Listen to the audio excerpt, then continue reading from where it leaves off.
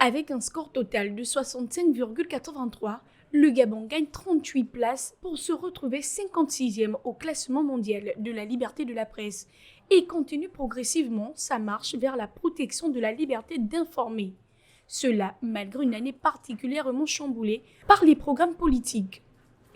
Notons tout de même que la prise de pouvoir du 30 août a favorisé une montée croissante du pays, dont ce classement souligne l'ONG Reporters sans frontières.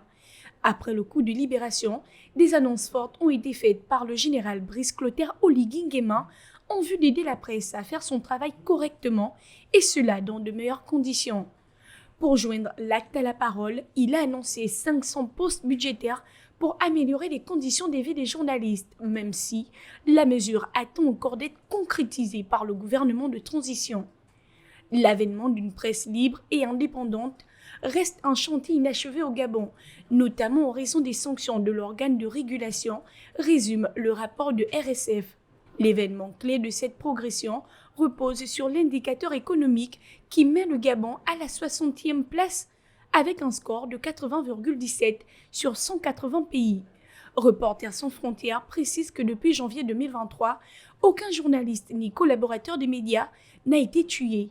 Il en va de même pour les détentions de tout type qui sont nulles. L'indicateur législatif, lui, régresse légèrement comparé à l'année dernière. Les indicateurs politiques, sociaux et sécuritaires, eux aussi connaissent une légère régression. Toutefois, RSF note que la liberté d'expression est consacrée dans la Constitution gabonaise et le Code de la communication de 2016 a permis une avancée majeure en mettant fin aux peines privatives de liberté pour les délits de presse.